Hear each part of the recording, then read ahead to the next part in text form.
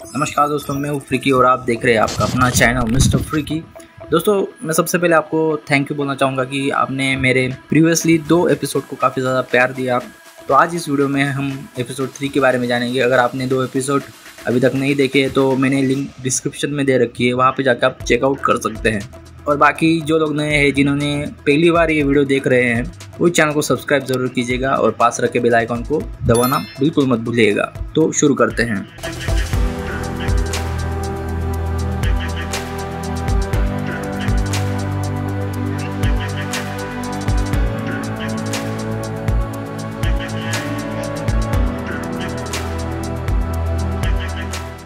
जिसके बाद रोनाल्ड ने जेब पर केस किया कि जेब ने मेरी पर्सनल चीज़ें चुरा ली है।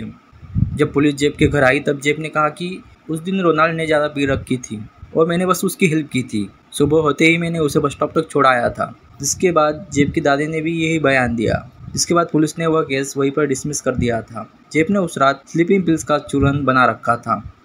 लेकिन जेब ने उस रात रोनाल्ड को क्यों नहीं मारा, इसके कई सारे रीज़न थे। रोनाल्ड शरीर से मस्कुलर था और जेब को आसानी से पछाड़ सकता था। दूसरा रीज़न यह था कि जेब की दादी ने जेब को किसी गेस्ट के साथ उसके बेडरूम में जाते देख लिया था, तो वह एक आई विटनेस थी। और इतना होने के बावजूद जेब ने रोनाल्ड का गला दबाने की कोशिश की थी, जिसके निशान रोनाल्ड के नेक पर अभी भी थे।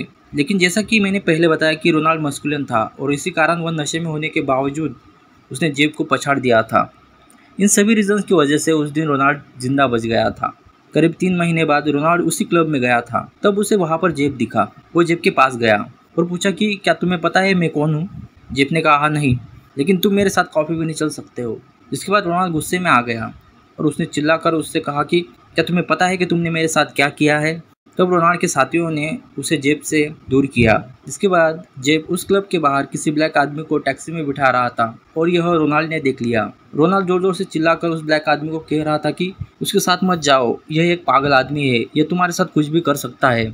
यह सब देखकर उस आदमी ने जेब के साथ जाने से इनकार कर दिया। यह इंसिडेंट जेब के फैमिली को जब पता चला तब उन्होंने फैसला किया कि जेब को उसकी दादी के साथ नहीं रखना चाहिए, क्योंकि जेब अब हमेशा ही नशे में रहता था और उसके गेस्ट हमेशा ही घर आते रहते थे, जिससे उसकी दादी को बहुत परेशानी होती थी। इसलिए उसके पेरेंट्स ने जेब से कहा कि तुम अब खुद का ठिकाना ढूंढ लो। इस दौरान जेब को और एक नशा चढ़ गया था। वह रिटर्न ऑफ द जेडी नाम की मूवी को बार बार देखता था। उस मूवी का एक कैरेक्टर जो इंसानों पर राज करता है, वो उसे काफ़ी फैसिनेटिंग लगता था। जून में उसने एक अपार्टमेंट रेंट पर लिया, जहाँ पर उसने अपने साथ रिचर्ड गरेरो की खोपड़ी साथ ले गया। जेब को पास ही के एक चॉकलेट फैक्ट्री में जॉब लग गई थी। वहाँ पर उसे शुरुआती दिनों में काफ़ी भारी वजन उठाना पड़ता था, जिससे उसके घुटनों में और बाकी जॉइंट्स में काफ़ी दर्द होता था। लेकिन बाद में उसको इसकी आदत हो गई और इसीलिए वह उस फैक्ट्री में कंसिस्टेंट होकर 4 सालों तक वहाँ पर जॉब की। जेब वहाँ मिक्सिंग डिपार्टमेंट में काम करता था। उस फैक्ट्री में भी वह हमेशा ही अकेले रहना प्रीफर करता था। वह अपने कोवर्कर्स के साथ भी ज़्यादा बात नहीं करता था और इसलिए बाकी वर्कर्स उसे शाय नेचर का समझते थे। जेब को कई बार काम करते वक्त नींद की झपकी आ जाती थी और यह बार बार होने लगा था। इसलिए बाकी वर्कर्स ने यह बात मैनेजर को बताई। जेब को भी ये बात पता थी कि उसे कई बार नींद आ जाती थी। जेब ने कहा था कि उसे दिन में कई काम करने पड़ते हैं और इसलिए उसकी नींद पूरी नहीं हो पाती है। जेब जब सुबह को फैक्ट्री से चेकआउट करके जाता था तब एक आदमी से वह हमेशा ही बात करता था और इसी तरह दोनों का इंटरेस्ट बढ़ता गया। तब उस वक्त फैक्ट्री में किसी को भी नहीं पता था कि जेब होमोसेक्सुअल है। ऐसा इसीलिए क्योंकि जेब अपनी लाइफ को ज़्यादातर प्राइवेट ही रखता था। इस तरह जेब की प्रोफेशनल लाइफ सही चल रही थी। एक दिन रास्ते से एक स्टूडेंट जिसका नाम सोमसेक था, वह जा रहा था। उसे ऐसा महसूस हुआ कि कोई उसका पीछा कर रहा है। उसने पीछे मुड़ के देखा तो वहाँ जेब खड़ा था। जेब ने उससे कहा कि मैंने एक नया कैमरा खरीदा है और मैं ऐसे ही किसी स्ट्रेंजर की फ़ोटोज़ क्लिक करना चाहता हूँ, जिसके मैं $50 पे करूँगा। सोमसेक ने हाँ कर दी। जिसके बाद दोनों जेब के अपार्टमेंट में गए। सोमसेक ने पूछा कि क्या तुम किसी कंपनी से हो? जेब ने कहा कि नहीं, मेरी यह बस एक हॉबी है। इसके बाद जेब ने उसे अपना टी शर्ट निकाल कर बेड पर सोने के लिए कहा। पहले तो सोमसेक नहीं माना, लेकिन जेब के जोर देने पर उसने वह कर दिया। वहाँ कुछ फ़ोटोज़ क्लिक करने के बाद दोनों किचन में गए, जहाँ पर जेब ने उसे कॉफ़ी दी और फिर वह दोनों लिविंग रूम में आ गए, जहाँ पर जेब ने कहा कि तुम अपनी ट्राउज़र की थोड़ी जिप खोलो। उसने वैसा ही किया, लेकिन जेब अपने हाथों को वहाँ पर लगाकर कहने लगा कि यहाँ और थोड़ा निकालो। इसके बाद सोमसेक को लगा कि यह कुछ ज़्यादा ही हो रहा है। जेब भी तब कुछ ज़्यादा ही इंटेंस हो गया था। तब जेब ने कहा कि तुम जानते हो ना कि मैं बस तुम्हारे फ़ोटोज़ क्लिक करना नहीं चाहता हूँ, पर उससे और भी कुछ ज़्यादा चाहता हूँ। इसके बाद सोमशेख ने जल्दी से अपनी बैग ली और वह उस घर से भागने लगा, लेकिन उतने में ही जेप ने उस हाथ पकड़ लिया और कहने लगा कि मुझे बस तुम्हारे पेट की आवाज़ सुननी है, इसके बाद तुम जा सकते हो। सोमशेख डर गया था, लेकिन वह किसी भी हालत में उस घर से निकलना चाहता था, इसलिए उसने यह करने दिया। जिसके बाद जेब उसके नाभि को लीक और किस करने लगा। जिसके बाद सोमशेख ने मौका देखकर जल्दी से अपनी बैग ली और वहाँ से भागने लगा। जेब ने उसे जाते जाते कहा कि देखो, तुम्हारे $50 लेना मत भूलना और ये बात किसी को मत बताना। वहाँ से भागने के बाद सोमशेख डायरेक्ट अपने घर पर आकर ही रुका। घर आने के बाद वह अपने बेड पर जाकर सो गया। करीब 2 घंटे बाद जब उसके फादर उसे उठाने आए तब वह नहीं उठा, वह काँप रहा था। जिसके बाद उसके फादर उसे हॉस्पिटल ले गए। इसके बाद डॉक्टर्स ने बताया कि सोमशेख ने ओवरडोज ड्रग्स लिया है। जिसके बाद पुलिस को भी इन्फॉर्म कर दिया गया था। करीब 3.5 घंटे बाद उसे होश आया। तब उससे पूछा कि आखिर हुआ क्या था। तब उसने जेब के अपार्टमेंट का एड्रेस बताया। जिसके बाद पुलिस उसे अरेस्ट करने के लिए उस चॉकलेट फैक्ट्री में गई, जहाँ पर उसे एक टीनेजर को ड्रग देकर 2nd डिग्री सेक्सुअल असॉल्ट करने के जुर्म में अरेस्ट किया गया। जेब इसके बाद बहुत शर्मिंदा हुआ, क्योंकि उसकी प्राइवेसी अब टूट चुकी थी। फैक्ट्री में अब सबको पता चल गया था कि जेब होमोसेक्सुअल है। इसके बाद जेब को 6 दिनों के लिए जेल में रखा गया। जिसके बाद पुलिस जेब के अपार्टमेंट में गई, जहां पर उन्हें एक पोलराइड कैमरा, सोमशेख की 2 तस्वीरें, एक डिब्बे में आयरिश आइसक्रीम, कुछ न्यूड मेल मैगजीन्स और कुछ स्लीपिंग पिल्स मिली। बस उन्हें तब रिचर्ड की खोपड़ी नहीं मिली, जो जेब नहीं चाहता था कि उन्हें मिले। ऐसे ही जेब कई बार पुलिस से बचता रहा। नहीं तो पहली बार ही 1978 में जब वह प्लास्टिक बैग को फेंकने के लिए जा रहा था, वहाँ वह फंस सकता था, या अब पुलिस को वह खोपड़ी मिल जाती तो न जाने कितने लोगों की जान बच सकती थी। इसके बाद जेब के फादर लियोनोल को भी यह बात पता चल गई कि जेब होमोसेक्सुअल है। जेब ने बताया था कि उसके फादर को इससे कोई दिक्कत नहीं थी कि वह एक गे है। बस उस वक्त वह नाराज़ हुए थे कि मैंने यह बात उन्हें पहले क्यों नहीं बताई थी। जेब ने कहा था कि वह यह बताने में काफ़ी एम्बेरस फील करता था। जेब का केस तब एक डॉक्टर के पास भेजा गया। तब डॉक्टर ने कहा था कि जेब की दिमागी हालत ठीक नहीं है, उसको मिक्स पर्सनैलिटी डिसऑर्डर है। उसके परिवार में उसकी माँ को भी एक मेंटल इश्यूज थे। डॉक्टर्स ने जेब को schizoid personality with paranoid features से ग्रसित बताया। जेब साइकोपैथ नहीं था, लेकिन उसका शराब पीना उसे ऐसा बना देता था। जब जेब को कोर्ट में सुनवाई के लिए लाया गया, तब जेब ने कहा कि मैं नहीं जानता था कि उस कप में ड्रग्स थे। शायद मैंने वह पीने के बाद सही से धोए नहीं होंगे, और मैं नहीं जानता था कि वह लड़का सिर्फ 13 साल का था। इसलिए कोर्ट ने जेब को हाउस ऑफ करेक्शन और कंसेक्यूटिवली 5 इयर्स प्रोबेशन की सज़ा सुनाई और उसे फैक्ट्री में हफ्ते के 6 दिन काम पर जाने की परमिशन दे दी। इसके 3 महीने बाद जेब को फिर से साइकोलॉजिकल टेस्ट करने के लिए कहा गया। जब जेब को कोर्ट से छोड़ा गया, तब जेब की हालत और ज़्यादा ख़राब हो गई थी।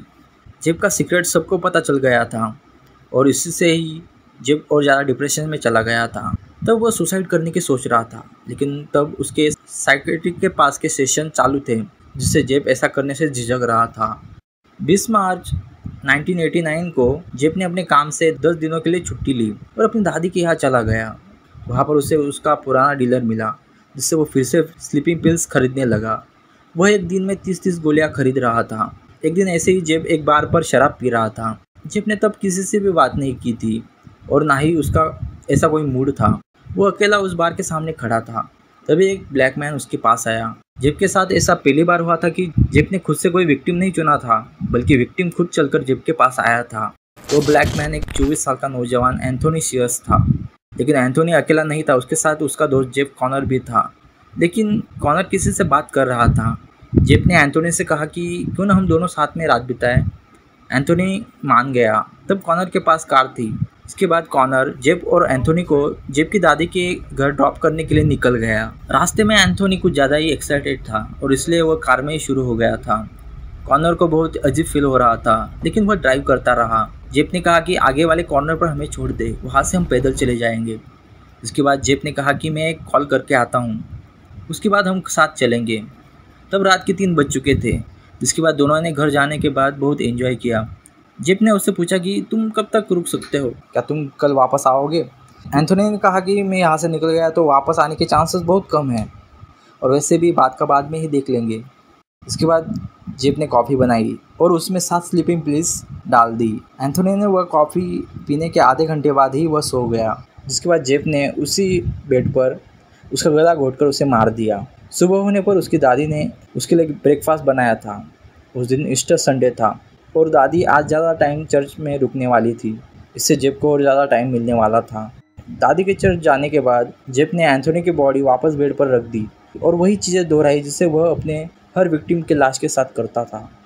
लेकिन उसे पता था कि वह पूरा दिन उस लाश के साथ नहीं बैठ सकता है, इसलिए वह उस बॉडी को डिस्पोजल करने की सोच रहा था। वो उस बॉडी को बाथरूम में ले गया, जिसके बाद उसे बाथटब में डाला। उसने सोचा कि बॉडी का खून बाथटब से जल्दी निकल जाएगा, जिसके बाद उसने उस बॉडी को काटना शुरू किया। उसने एंथोनी का सर और जेनिटल्स काट लिए और एक साथ एक बैग में डाल दिए।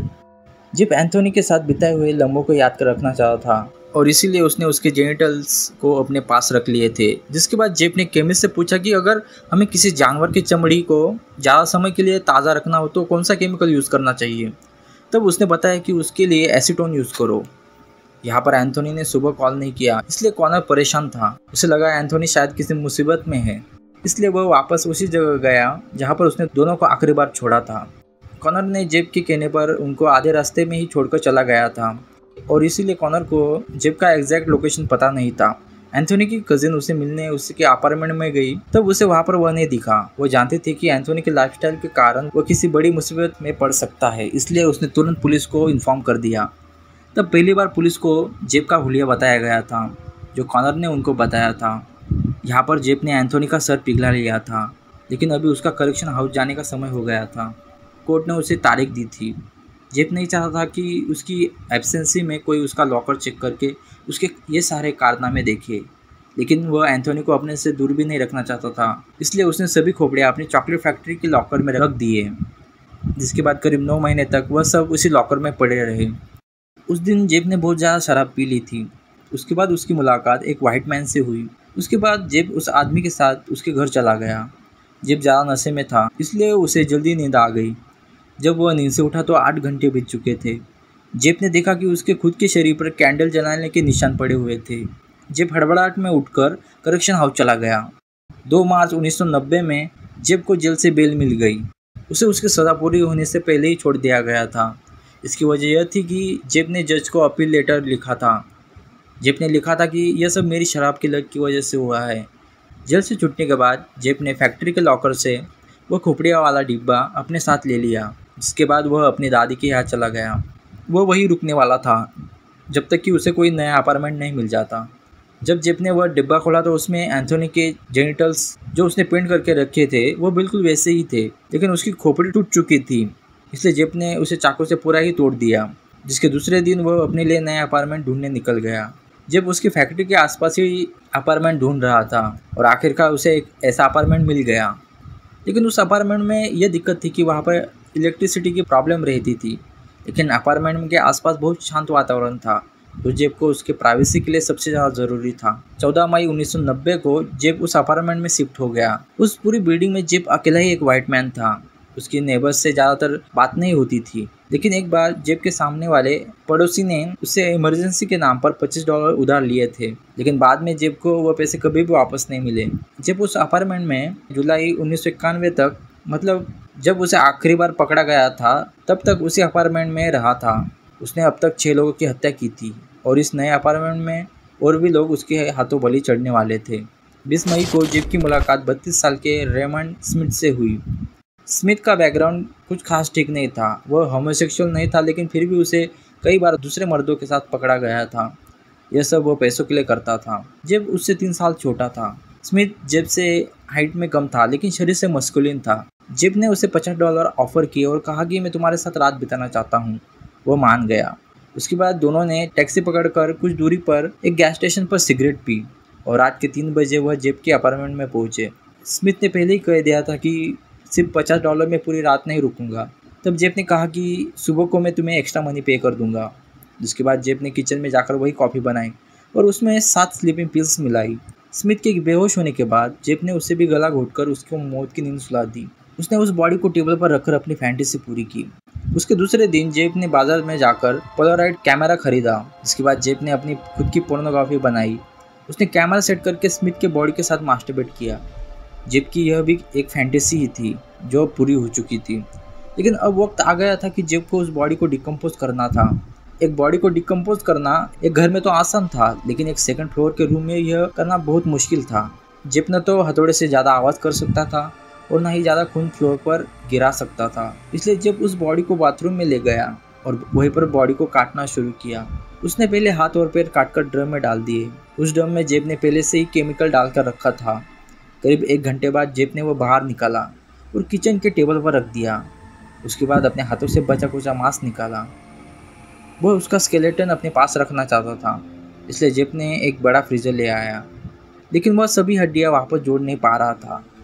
जेब ने बाजार से एक ट्रैश कैन भी ले आया था, जिसके बाद जेब ने स्मिथ का स्कल पेंट करके एंथोनी के स्कल के बगल में रख दिया। 2 साल बाद जब जेब को उस मर्डर के बारे में पूछा गया था, तब जेब ने कहा था कि मैंने वो मर्डर इसलिए किया क्योंकि स्मिथ मुझे ज़्यादा ही लालची दिख रहा था और मुझे ऐसा लगा मानो वह मुझे धमका रहा था। डॉक्टर्स का कहना था कि जेब के रीज़न बड़े ही अजीब और पागलपन भरे थे।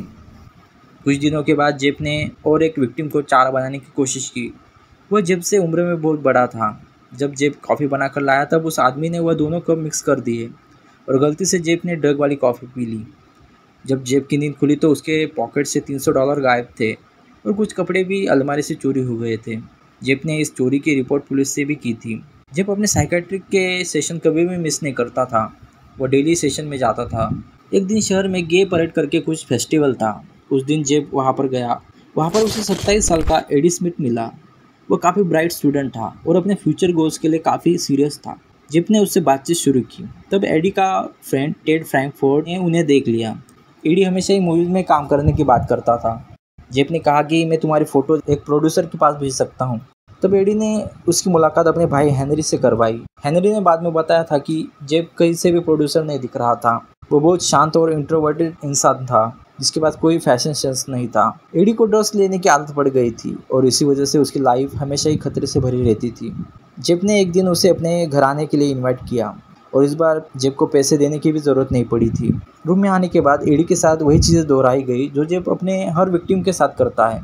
सब करने के बाद जेब ने एडी की बॉडी की कुछ तस्वीरें निकाल ली, लेकिन बाद में वह तस्वीरें उसने फाड़ दी। जेब ने स्केलेटन ज़्यादा दिनों तक प्रिजर्व करने का तरीका ढूंढ लिया था। जेब ने एडी का स्कल 120 डिग्री पर ओवन में रख दिया। वह सोच रहा था कि इससे उसका स्कल जल्दी ड्राई हो जाएगा, लेकिन कुछ ही समय बाद ओवन से आवाज़ आनी शुरू हुई, जिसके बाद धुआं निकलने लगा। जेब का वह प्लान खराब हो चुका था, जिसके बाद वह स्कल जेब ने एसिड में डाल दिया। जब बाद में जेब को इस मर्डर के बारे में पूछा गया तब जेब ने कहा था कि वह इस मर्डर से ज़्यादा खुश नहीं था, क्योंकि एडी का कुछ भी हिस्सा मेरे साथ नहीं रहा था, जैसे उसका स्कल या पेनिस जो मैं प्रिजर्व करके रख सकता था। उसका मर्डर मेरे लिए एक वेस्ट था। ऑफिसर्स का कहना था कि जेब बड़े ही अजीब लॉजिक्स देता था। वो अपनी ही दुनिया बनाए हुए था, जिसमें उसके हिसाब से ही रूल्स होते थे। एडी को बाहर गए हुए 1 महीने के ऊपर हो गया था, लेकिन फिर भी उसका कोई अता पता नहीं था। इसलिए एडी का भाई और बहन उसकी फ़ोटो हर जगह दिखाकर उसकी पूछताछ करने लगे थे। 6 जुलाई को जेब की मुलाकात लुइस पिनेट से हुई। दोनों तब क्लब में मिले थे। तब जेब ने उसे $200 ऑफर किए और कहा कि क्यों ना मैं तुम्हारी कुछ फ़ोटोज़ लूँ, इसके बाद हम मज़े करेंगे। लुइस मान गया और उस रात फ़ोटो सेशन के बाद दोनों करीब आए। लुइस को वापस जाने की कोई जल्दी नहीं थी, इसलिए जेब भी उसके साथ ही सो गया था। जेब के साथ यह दूसरी बार हुआ था कि विक्टिम खुद जल्दी घर नहीं जाना चाहता था। पहली बार तोमे के साथ उसे यह फीलिंग आई थी। लुइस ने कहा कि हम वापस 12 बजे मिलेंगे। जेब उसे पहले रात ही मार देता, लेकिन दिक्कत यह थी कि उसके स्लीपिंग पिल्स ख़त्म हो गए थे और तब उसके पास उतने पैसे भी नहीं थे कि वह पिल्स खरीद कर ला सके। लेकिन जेब ने लुइस को अलग तरीके से अनकॉन्शियस करने का सोचा। वो 12 बजे तक उसका वेट कर रहा था, लेकिन लुइस वापस नहीं आया, इसलिए जेब वापस उसी बार में चला गया। जेब को लगा कि शायद वह यहाँ पर ही मिल जाए। शाम को लुइस वहाँ पर आया। तब उसने जेब से कहा कि मैंने तुम्हें दोपहर के 12 बजे नहीं, रात के 12 बजे आने के लिए कहा था। और दूसरी रात वह फिर से जेब के अपार्टमेंट में चले गए। रूम में आने के बाद लुइस फोटोज़ के लिए पोजेस दे रहा था, लेकिन जेब का मूड ख़राब था क्योंकि अब उसके $200 जाने वाले थे और इसके बदले जेब को जो चाहिए था वह भी नहीं मिलने वाला था। लुइस को जेब का ये बर्ताव अच्छा नहीं लगा और इसलिए वह रूम से बाहर चला गया।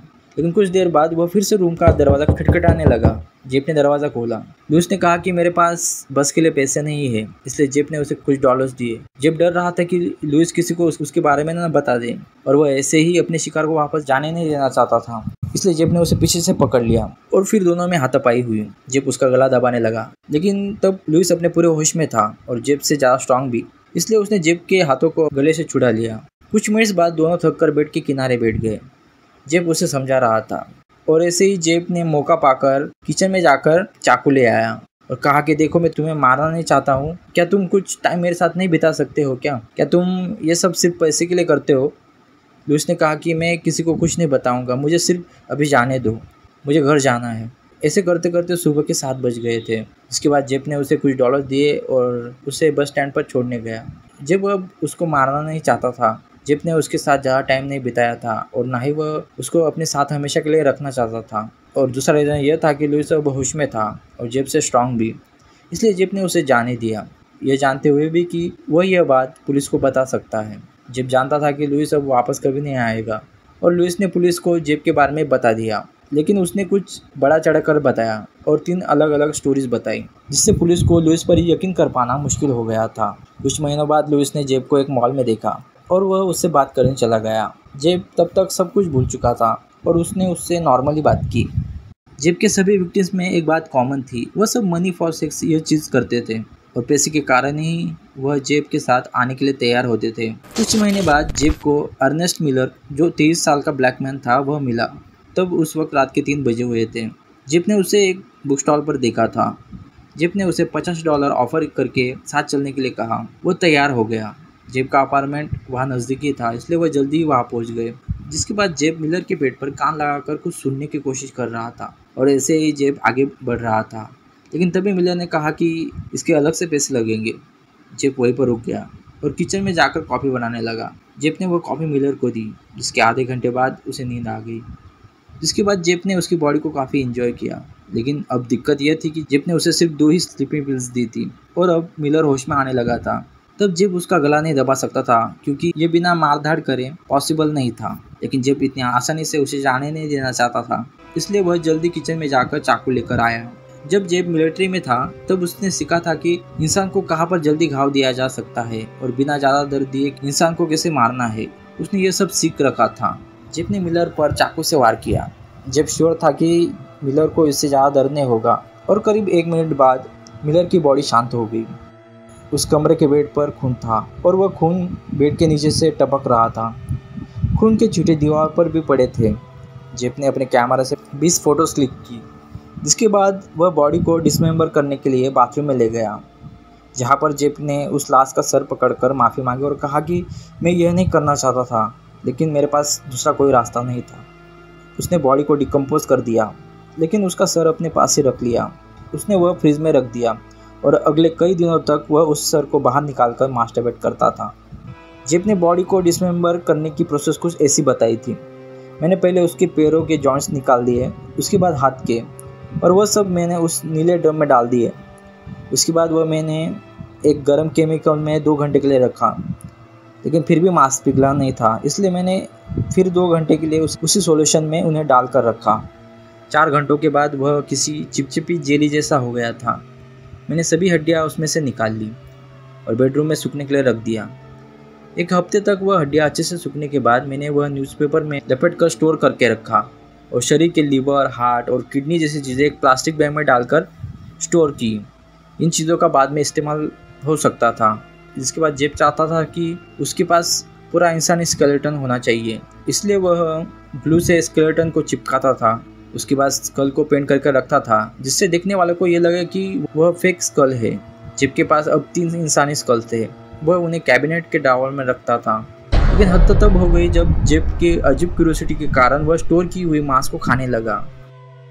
जेब ने इससे भी भयानक चीज़ें की थी, लेकिन विक्टिम्स के फैमिली नहीं चाहते थे कि यह सब चीज़ें पब्लिक की जाए और इसी वजह से जेब की कई घिनौनी चीज़ें पब्लिक को नहीं बताई गई।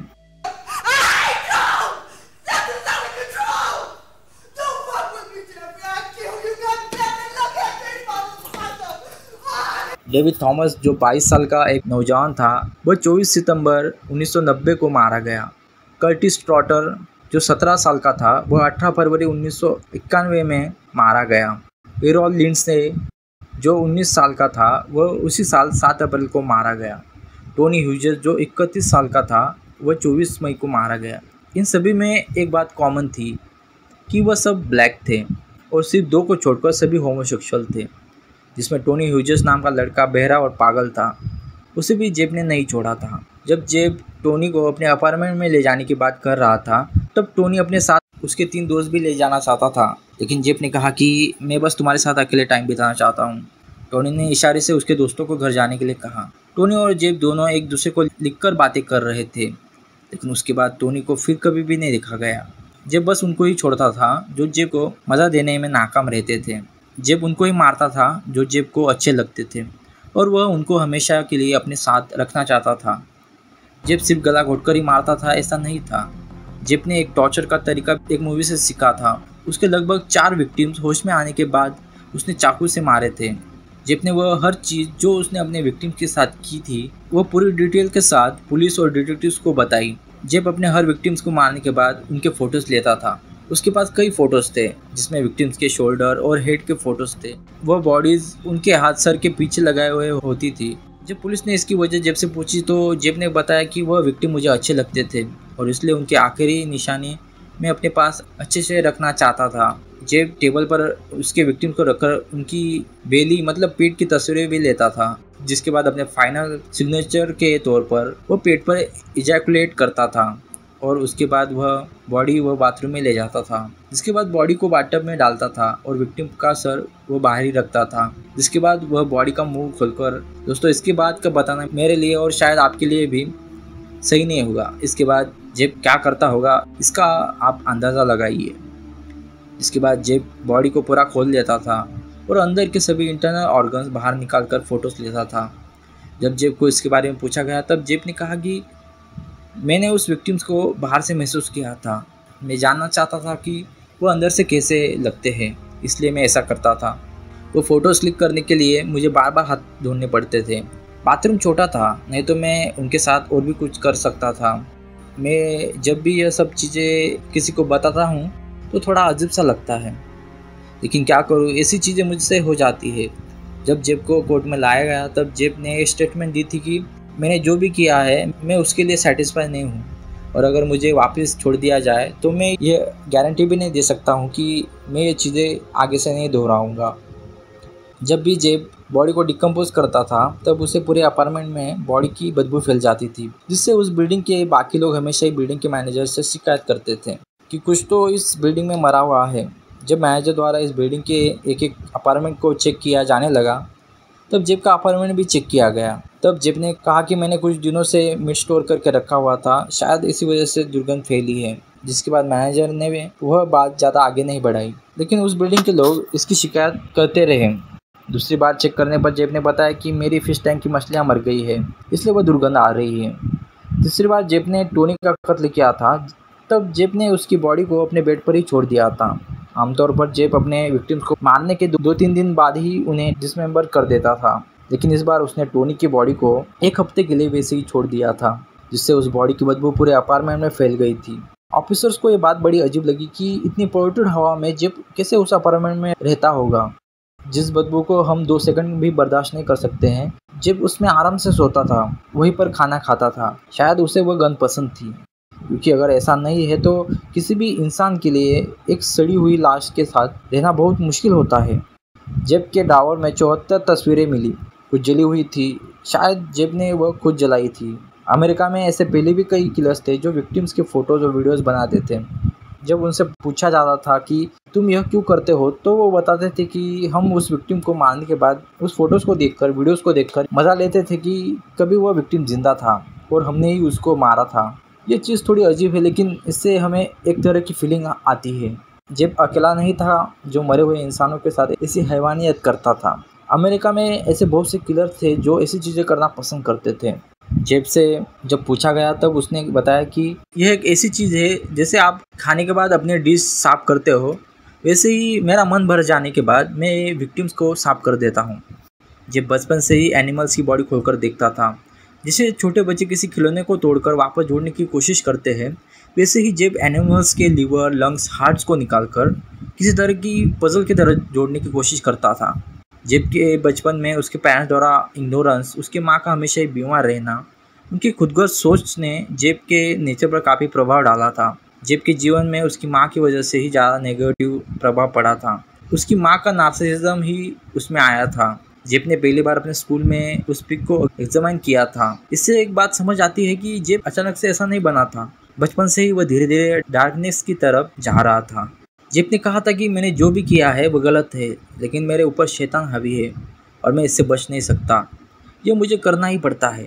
डॉक्टर्स का कहना है कि सीरियल किलर को अपने किए पर कोई इमोशंस नहीं होता है।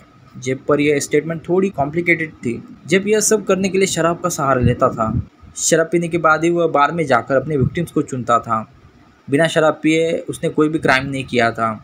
लेकिन इतनी भयानक चीज़ें करने के लिए सिर्फ शराब को दोष देना डॉक्टर्स के लिए मुश्किल था। इसलिए ही उन्होंने जेब के केस को काफ़ी कॉम्प्लिकेटेड बताया था। खैर, हम वापस कहानी की ओर आते हैं। टोनी की बॉडी को वैसे ही छोड़कर जेब मॉल में चला गया। तब दोपहर का समय था और उस समय जेब शराब नहीं पीता था। उसको उस मॉल के बाहर कॉनरेक दिखा।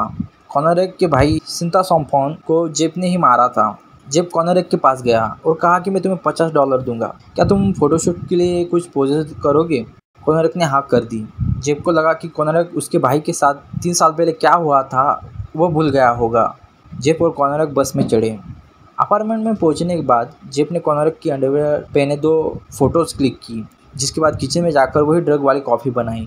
जिसके बाद कॉनरेक 4-5 घंटों के लिए बेहोश हो गया। जेब ने उसकी बॉडी एंजॉय की और वहीं पर सो गया। कुछ घंटे बाद जब जेब की नींद खुली तब जेब को याद आया कि कॉनरेक भी अभी होश में आने वाला है। जेब को इतने मर्डर्स करने के बाद एक बात समझ आ गई थी कि वह ज़्यादा दिनों तक एक मरी हुई लाश के साथ ज़्यादा टाइम नहीं बिता सकता है, क्योंकि टाइम के साथ वह लाश सड़ने लग जाती थी। इसलिए जेब चाहता था कि जेब के साथ कोई जिंदा आदमी लंबे समय तक रहे। वह चाहता था कि किसी इंसान को वह अंदर से तोड़ दे और किसी ज़ॉम्बी की तरह बनाकर खुद के पास रखे। उसे लगा कि मैं इस तरह इंसानों को कब तक मारता फिरूंगा, अंत में मेरे पास तो बस उनकी खोपड़ियाँ ही रह जाती है। इस दौरान कॉनरेक होश में आ रहा था। जेब ने किचन में जाकर एक ड्रिल मशीन ले आई। जेब कॉनरेक के सर में होल करके उसमें एक केमिकल डालने वाला था, जिससे कॉनरेक को वह एक ज़ॉम्बी बना सके। लेकिन उतने में जेब को कुछ याद आ गया और वह वहाँ से बाहर चला गया। थोड़ी देर बाद कॉनरेक होश में आ गया।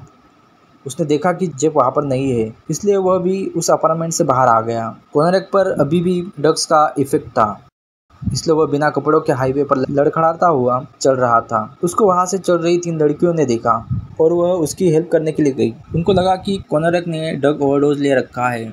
जिसके बाद उन्होंने देखा कि कॉनरेक के टेस्टिकल्स और प्यूबिक हेयर से खून निकल रहा था और उसके एनल से भी खून निकल रहा था। इसके बाद एक लड़की ने देखा कि उसके सर से भी खून टपक रहा था। दरअसल जेब ने बाहर जाने से पहले ड्रिल मशीन से उसके सर में होल करके ट्राई किया था, लेकिन होल काफ़ी छोटा था, इसलिए खून वहीं पर सूख गया था। इसलिए उन लड़कियों को इसके बारे में कुछ भी पता नहीं चल पाया और कॉनरेक भी उस हालत में नहीं था कि वह बता पाए कि उसके साथ क्या हुआ है। कुछ ही देर बाद जेब ने उन्हें घर वापस आते हुए देख लिया। जेब एक पेड़ के आड़ में छुपकर उनकी बातें सुन रहा था। जेब डर रहा था कि कहीं वह उनको उसके अपार्टमेंट के बारे में नहीं बता दे या फिर उसके बारे में जो मैं करता हूँ। इसलिए जेब उन लड़कियों के सामने आ गया और कॉनरेक को घर वापस ले जाने लगा। लेकिन कॉनरेक रो रहा था, वह जेब के हाथों को झटक रहा था। उन लड़कियों को इससे जेब पर शक हुआ। जेब उनसे कह रहा था कि वह उसका दोस्त है और उसने ज़्यादा ड्रग्स लिए इसलिए ऐसे अजीब हरकतें कर रहा है। पुलिस देख ना ले इससे पहले मुझे इसे वापस घर ले जाना चाहिए। लेकिन कॉनरेक लगातार रो रहा था। इसे देखकर एक लड़की ने तुरंत पुलिस को कॉल किया। तब रात के 2 बज रहे थे, लेकिन केवल 4 मिनट्स में ही वहाँ पुलिस की गाड़ी आ गई। सब जेब पर चिल्ला रहे थे और पूछ रहे थे कि इस लड़के का ऐसा हाल किसने किया। करीब 15 लोग वहाँ पर जमा हो गए थे, लेकिन जेब अभी भी शांत था। पुलिस ने कॉनरेक के ऊपर शॉल डाली और उसे गाड़ी के अंदर बिठा दिया। जेब ने पुलिस से कहा कि यह मेरा दोस्त है और हमेशा ज़्यादा पी लेने के बाद वह न्यूड होकर बाहर निकल जाता है। पुलिस ने उसकी आइडेंटिटी के लिए जेब से कार्ड मांगा, लेकिन जेब के पास वह नहीं था। बाद में जेब ने बताया कि वह दोनों होमोसेक्सुअल लवर्स है, लेकिन वह लड़कियां कह रहे थे कि कॉनरेक एक बच्चा है और तुम 30 साल के लग रहे हो, तुम कैसे किसी बच्चे के साथ सेक्सुअल असॉल्ट कर सकते हो। लेकिन जेब ने कहा कि मुझे पता है वह लड़का 14 साल का दिख रहा है, उसकी हाइट भी 5.3 है, वह एक एशियन है और इसलिए उसकी उम्र दिखती नहीं है। जेब अभी भी काफ़ी शांत और कंपोज तरीके से पुलिस से बात कर रहा था और दूसरी तरफ वह 3 लड़कियां बहुत चिल्ला कर पुलिस को समझा रही थी और ऊपर से वह लड़कियां ब्लैक भी थी। उस समय ब्लैक और वाइट लोगों में बहुत भेदभाव किया जाता था और इसलिए वह पुलिस वाले ने उन लड़कियों को जोर से चिल्लाकर कहा कि तुम हमें मत सिखाओ कि हमें हमारी ड्यूटी कैसी करनी है। और पुलिस वाले ने जेब जो एक वाइट था उसे ज़्यादा अहमियत दी। एक पुलिस वाले ने कॉनरेक की आंखों में फ्लैशलाइट चमकाई और उसकी एनल भी चेक की और उन्होंने कहा कि यह एक डोमेस्टिक मैटर है और जेब से कहा कि वह उसके बॉयफ्रेंड को वापस घर ले जाए और उसे आराम करने दे। जब पुलिस कॉनरेक को उठा रही थी तब कॉनरेक हाथ पांव झटक रहा था। 2 ब्लॉक चलने पर जेब का अपार्टमेंट आ गया। रूम में पहुंचने पर जेब ने कोनारेक की वह 2 तस्वीरें दिखाई, जिससे ये लगे कि दोनों कितने करीब हैं। इसके बाद ऑफिसर्स ने देखा कि कोनारेक के कपड़े सोफे पर अच्छे से फोल्ड करके रखे थे, इसलिए उन्हें लगा ही नहीं कि जेब ने कोनारेक के साथ कोई ज़बरदस्ती की है। लेकिन तब बेडरूम में टोनी की लाश वैसे ही पड़ी थी और उसकी गंध भी आ रही थी। ऑफिसर्स ने भी यह महसूस किया, लेकिन उनको आगे की इन्वेस्टिगेशन करना ठीक नहीं लगा। लेकिन जाते जाते वह बेडरूम की तरफ देख रहे थे। बाद में जब जेब को पकड़ा गया था तब उन दोनों ऑफिसर्स को सस्पेंड कर दिया गया। इसके बाद जेब ने फिर से कोनारेक के सर के होल में गर्म एसिड डाल दिया, लेकिन 1 घंटे बाद ही उसकी मौत हो गई। दूसरे असॉल्ट के बाद उसका बच पाना मुश्किल था। उसके बाद जेब ने कोनारेक की बॉडी को टोनी के बॉडी के साथ ही डिसमेंबर कर दिया और जो चीज़ें उसे चाहिए थी वह उसने अपने पास रख ली। जिसके दूसरे दिन कोनारेक की गुमशुदा होने की रिपोर्ट की गई। बाद में इसकी न्यूज़ टीवी और अखबारों में भी आई थी। जिसके बाद उन तीनों लड़कियों में से एक लड़की ने उसे पहचान लिया था और तुरंत उसने पुलिस को कॉल करके बताया कि यह वही लड़का है जो उसने 3 दिन पहले हाईवे पर न्यूज़ देखा था। उसके साथ जो आदमी था उसे भी मैं पहचान सकती हूँ। जेब ने भी वह न्यूज़ देख ली थी। जेब ने उस मर्डर के बारे में बताते हुए कहा कि मैं उसे मारना नहीं चाहता था और इसलिए मैंने उसे अपने घर से जाने दिया था। लेकिन वो इंसिडेंस इतना हुआ कि वापस लौटने पर मुझे वह मेरे घर के कुछ ही दूरी पर मिल गया। मैं कभी भी इतनी आसानी से अपने विक्टिम्स को जाने नहीं देता हूँ, लेकिन उस लड़के को मैंने एक बार मौका दिया था, पता नहीं क्यों, लेकिन बाद में वो फिर से मुझे मिला, इसलिए मुझे ऐसा करना पड़ा। पुलिस ने उस लड़की के फ़ोन का कोई भी जवाब नहीं दिया। इधर जेब ने दूसरे दिन छुट्टी लेकर उन दोनों बॉडीज़ को डिकम्पोज करना शुरू किया। जून में जेब ने एक 21 साल के मैट टर्नर को एक बस स्टैंड पर देखा और उसे भी उसने अपार्टमेंट में इनवाइट करके गला घोंटकर मार दिया। मैट की मिसिंग की रिपोर्ट किसी ने नहीं की। उसके 5 दिन बाद ही 23 साल के जेरेमी विनबर्गर को मारा गया। पुलिस ने जब इसकी पूछताछ की तब लोगों ने जेब का हुलिया बताया, क्योंकि आखिरी बार जेरेमिया को जेब के साथ ही देखा गया था। 12 जुलाई को जेब ने बाजार से 57 गैलन का एक ब्लू ड्रम खरीदा, जिसमें केमिकल डालकर वह विक्टिम्स की बॉडीज़ को गलाने के लिए रख देता था। 15 जुलाई को जेब की मुलाकात 24 साल के ओलिवर लेसी से हुई। उसको भी घर ले जाकर उसे भी गला घोंटकर मार दिया। ओलिवर एक हैंडसम ब्लैक मैन और एक बॉडी बिल्डर था। जेब ने उसका स्केलेटन और स्कल अपने पास रख लिया था। जिसके बाद ओलिवर की मंगेतर ने उसकी मिसिंग की रिपोर्ट दर्ज कराई। उसी दिन जेब को उस चॉकलेट फैक्ट्री से सस्पेंड कर दिया गया, क्योंकि उसकी अटेंडेंस जून महीने से कम आ रही थी। उन दिनों जेब के खाने पीने के लाले पड़ गए थे और अगर ऐसे ही चलता रहा तो उसको वह अपार्टमेंट भी छोड़ना पड़ सकता था। यह बात उसे पता थी, इसलिए उसके मन में सुसाइड के थॉट्स आने लगे थे। वह एक इंजेक्शन लगाकर सुसाइड करने की सोच रहा था, लेकिन वह इंजेक्शन बहुत ही धीरे धीरे काम करता है, इसलिए जेब ने यह बात उसके साइकियाट्रिस्ट को बताई। उस डॉक्टर ने जेब के जो आर्मी फ्रेंड्स थे उनको कांटेक्ट किया और जेब की हेल्प करने के लिए मनाया। जिसके बाद जेब को दिन में एक बार फ्री मील दी जाने लगी, मतलब एक बार का खाना उसे फ्री में दिया जाने लगा। लेकिन जेब की दिमागी हालत दिन पर दिन ज़्यादा ख़राब होती जा रही थी। जेब उसके डॉक्टर्स के पास और ज़्यादा एंटी डिप्रेशन की गोलियाँ लेने जा रहा था, लेकिन उस टाइम वह डॉक्टर भी बाहर गई हुई थी, जो जेब को हमेशा ही मदद करती थी और बाकी के डॉक्टर जेब के लिए ऐसा नहीं कर सकते थे। तो दोस्तों, आपको क्या लगता है, क्या जेब की दिमागी हालत और ख़राब होने की वजह से और भी विक्टिम्स मारे जाएंगे या फिर जेब को पुलिस पकड़ लेगी? ये जानने के लिए आप लास्ट एपिसोड के लिए वेट कर सकते हैं। लास्ट एपिसोड जल्दी ही आएगा, इसके लिए आपको इस चैनल को सब्सक्राइब करना पड़ेगा। बाकी ये वीडियो आपको कैसा लगा आप मुझे कमेंट बॉक्स में बता सकते हैं। अगर अच्छा लगा तो लाइक कर देना, अपने दोस्तों के साथ शेयर कर देना। मैं आपसे जल्दी मिलूंगा एपिसोड 4 में। फाइनल एपिसोड है, काफ़ी ज़्यादा इंटेंस होने वाला है, तो सांसें थाम के रखना और ऐसे सपोर्ट करते रहना। मैं आपसे मिलूंगा जल्दी ही अगले वीडियो में, बट तब तक के लिए